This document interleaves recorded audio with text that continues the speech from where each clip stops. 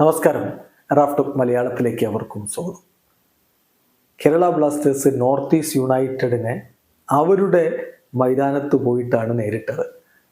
ഇത്തവണ north east ആ Durand കപ്പൊക്കെ നേടി, പിന്നെ ISL മോശമല്ലാത്ത രൂപത്തിൽ കളിച്ചു വലിയ ആത്മവിശ്വാസത്തിൽ നിൽക്കുന്ന സമയമാണെന്ന കാര്യം കൂടി ഓർക്കുക. അവരുടെ ഹോമിലെ ആദ്യ മത്സരം, ബ്ലാസ്റ്റേഴ്സിൻ്റെ ആദ്യ എവേ മത്സരം.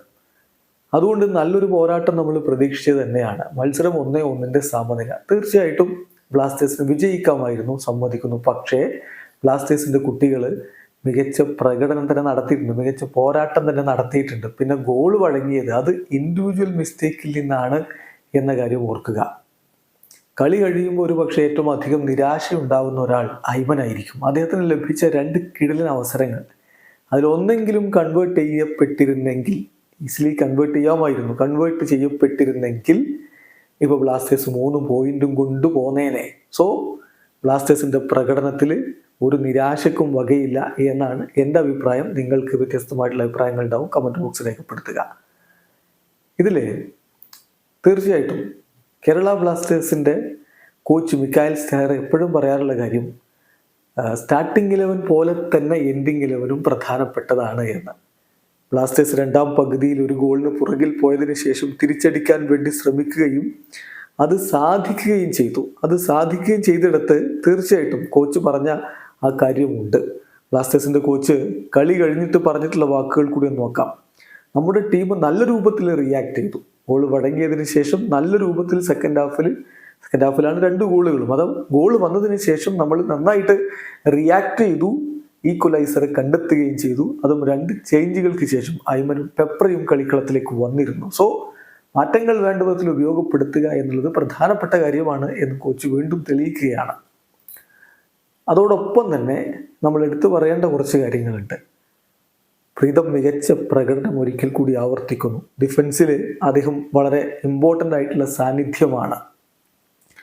ഇന്നത്തെ മത്സരത്തിൽ അദ്ദേഹം ആകെ 5 ക്ലിയറൻസുകൾ, 2 ഷോട്ടുകൾ ബ്ലോക്ക് ചെയ്തു, 4 ഇൻ്റർസെപ്ഷൻസ് നടത്തി, ഒരു ടാക്കിൾ നടത്തി. ഓഫ് ലൈനിൽ ക്ലിയറൻസ് ഓഫ് ഓഫ് ലൈൻ ഒരു വട്ടം അദ്ദേഹം നടത്തുന്നത് കണ്ടു നമ്മൾ. ഗ്രൗണ്ട് ഡ്യുവൽസ് 1 അത് വിൻ ചെയ്തു, ഏരിയൽ ഡ്യുവൽസ് 2 അതിൽ 1 വിൻ ചെയ്തു. അതുപോലെ 53 ടച്ചുകൾ, 39 പാസ് കൊടുത്തതിൽ 31 ലക്ഷ്യത്തിൽ, അതായത് പാസിംഗ് ആക്യുറസി 80.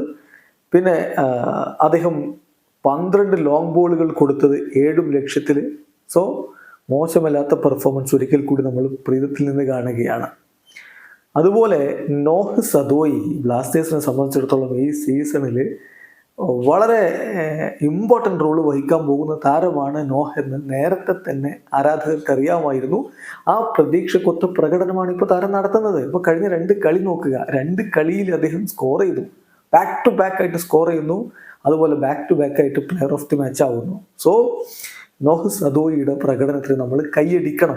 ഈ കളി ബ്ലാസ്റ്റേഴ്സ് ഒരു ഗോളിന് പുറകിൽ പോയതിനു ശേഷം അദ്ദേഹത്തിൻ്റെ ഒരു മാജിക്കൽ മൂവ്മെൻ്റ് ആണ് ഒരിക്കൽ കൂടി കാണുന്നത്. ഒരു ബാങ്കർ അദ്ദേഹം അടിക്കുന്നു, അത് വലയിലേക്ക് എത്തിക്കുന്നു. സോ അദ്ദേഹത്തിന് നമ്മൾ കൈയടിക്കണം. ഇനിയിപ്പോൾ ലൂണ കളിക്കളത്തിലേക്ക് മടങ്ങിയെത്തിയിട്ടുണ്ടല്ലോ, സബ്സ്റ്റിറ്റ്യൂട്ട് റോളിലാണ് ഈ കളി കളിച്ചതെങ്കിലും വരും മത്സരങ്ങളിൽ അദ്ദേഹം സ്റ്റാർട്ട് ചെയ്യും. അപ്പോൾ ലൂണയും നോഹും ഹീസസ് സിമുനസും ചേരുന്ന ത്രയം ബ്ലാസ്റ്റേഴ്സിന് ശക്തി പകരും, എതിരാളികളുടെ ഡിഫൻസിനെ കീറി മുറിക്കും എന്നുള്ള സൂചനകൾ ഇപ്പോഴേ കിട്ടിക്കഴിഞ്ഞിട്ടുണ്ട്. പിന്നെ നമ്മൾ നേരത്തെ പറഞ്ഞ കാര്യം, സച്ചിനെ നമ്മൾ അങ്ങനെ വലിയ രൂപത്തിൽ കുറ്റപ്പെടുത്തേണ്ടതില്ല, മിസ്റ്റേക്ക് ആർക്കും പറ്റും. അത് പക്ഷേ തടയാവുന്ന ബോളായിരുന്നു, സംശയമില്ല. അലാദിൻ അജയറി ഈ സീസണിൽ കളിച്ച 3 മത്സരങ്ങളിലും അദ്ദേഹം ഗോൾ അടിച്ചിരിക്കുകയാണ്. എലാനോയ്ക്ക് ശേഷം ISL അത്തരം ഒരു നേട്ടത്തിലേക്ക് എത്തുന്ന ആദ്യ താരമാണ് അലാദിൻ അജയറി. അദ്ദേഹത്തിൻ്റെ ആ ഒരു free kick, direct free kick വലയിലേക്ക് കടക്കുന്നു. അത് സച്ചിന് പിടിക്കാമായിരുന്നു, സ്ലോപ്പിയാണ്, സമ്മതിച്ചു. പക്ഷേ ബ്ലാസ്റ്റേഴ്സ് ഇവിടെ ഗോൾ വഴങ്ങിയത് ഇൻഡിവിജ്വൽ മിസ്റ്റേക്ക് കൊണ്ടാണ്.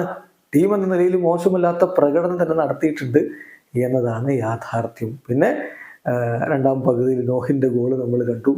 അതുപോലെ ഐമന് കിട്ടിയ 2 അവസരങ്ങൾ അതൊരിക്കൽ കൂടി എടുത്തു പറയുകയാണ്. ഒന്ന്, ആ ഗോളിയെ മറികടന്നുകൊണ്ട് അദ്ദേഹം പോയത് വളരെ ക്ലവറായിട്ടുള്ള ടച്ചിലൂടെയാണ് ഗോളിയെ അദ്ദേഹം മറികടക്കുന്നത്. ബട്ട് അൺഫോർച്ചുനേറ്റ്ലി നോർത്ത് ഈസ്റ്റിൻ്റെ ഡിഫൻഡർ വളരെ മികച്ച ഒരു കമ്മിറ്റ്മെൻറ്റ് അവിടെ കാഴ്ചവെച്ചു, ആ ബോൾ തട്ടിയകറ്റി. അതുപോലെ റുയുവ ഫോർമിപ്പാൻ കൊടുത്തൊരു ക്രോസ്, അതെങ്ങനെയാണ് കണക്ട് ചെയ്യപ്പെടാതെ പോയത് എന്നുള്ളത് അത്ഭുതകരമാണ്. അദ്ദേഹത്തിൻ്റെ ബൂട്ടിൻ്റെ അടിവശത്താണ് അത് കൊണ്ടതെന്ന് തോന്നുന്നു. അപ്പോൾ ഐമനെ സംബന്ധിച്ചിടത്തോളം ഇന്ന് വലിയ നിരാശ അദ്ദേഹത്തിന് തോന്നുന്നുണ്ടാവും. പക്ഷെ അതിലൊന്നെങ്കിലും ഗോളായിരുന്നെങ്കിൽ 3 പോയിന്റ് കൊണ്ട് അവിടെ നിന്ന് മടങ്ങിയേനെ. എതിരാളികൾക്ക് ഒരു റെഡ് കാർഡ് കിട്ടി, ആളെണ്ണത്തിൻ്റെ അഡ്വാൻറ്റേജും ബ്ലാസ്റ്റേഴ്സിന് ഉണ്ടായിരുന്നു. ആ അർത്ഥത്തിൽ വിജയിക്കേണ്ട കളിയാണ്. എന്നാൽ പോലും പോരാട്ട വീര്യം ഇവിടെ കാഴ്ചവെച്ചിട്ടുണ്ട്, നന്നായി ഫൈറ്റ് ചെയ്തിട്ടുണ്ട്. എല്ലാം ഇനിയും വരും മത്സരങ്ങളിൽ കൂടുതൽ ഇമ്പ്രൂവ് ആകുമ്പോൾ കൂടുതൽ ശരിയാവും എന്നുള്ള പ്രതീക്ഷയാണ് എനിക്ക്. നിങ്ങളുടെ അഭിപ്രായം കമൻറ്റ് ബോക്സിൽ രേഖപ്പെടുത്തുക. വീഡിയോ അവസാനിക്കുന്നു. ഫുട്ബോൾ ലോകത്തെ കൂടുതൽ വിശേഷങ്ങളുമായി റാഫ് ടോക്സ് വീണ്ടും എത്താം.